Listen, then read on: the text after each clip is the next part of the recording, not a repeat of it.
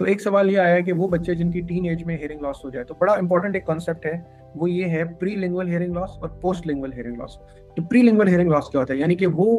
Hearing loss जो बच्चा जुबान सीखने से पहले अपनी हियरिंग खो बैठता है, यानी कि पैदाइशी तौर पे, यानी कि बच्चा पैदा हुआ उसने अभी तक जुबान सीखी ही नहीं है और उसको हियरिंग भी नहीं है। तो ये हो गया जुबान सीखने से पहले का हियरिंग लॉस, ठीक है, इसे हम प्री लिंगुअल हियरिंग लॉस कहते हैं। तो प्री लिंगुअल हियरिंग लॉस में हमारे पास टाइम बहुत कम होता है, जैसे मैंने कहा शुरू के 1000 दिन होते हैं जिंदगी में जिसमें हमने इंटरवीन करना है, इम्प्लांट करना है या हियरिंग एड करनी है, ताकि बच्चा रेगुलर स्कूलिंग में जा सके, रेगुलर जुबान सीख सके, अपने हम उम्र बच्चों के साथ उसी क्लास में जा सके।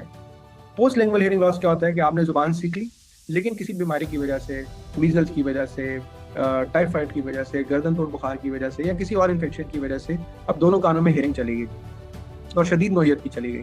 तो इतनी शदीद की कि वो हेयरिंग एड भी अब काम नहीं कर रहे। तो पोस्ट लिंगुअल हेयरिंग लॉस में यस कॉक्लियर इम्प्लांट हो सकता है, ठीक है जी। कि वंस आपने जुबान सीखी है तो और उसके बाद हेयरिंग लॉस हुआ तो यस 15 साल की उम्र में भी इम्प्लांट हो सकता है, 20 साल की उम्र में भी हो सकता है, 25 साल की भी हो सकता है। लेकिन अगर उसको पैदाइशी तौर पे हेयरिंग लॉस था और अब उसकी उम्र 15-18 साल होगी, उसने जुबान ही नहीं सीखी, तो फिर उसे अब ना तो हेयरिंग एड से फायदा होगा 15 साल की उम्र में, ना उसको कॉक्लियर इम्प्लांट से फायदा होगा। तो ये जुबान सीखने का जो एक जो पॉइंट है ना, ये बहुत इंपॉर्टेंट है जी।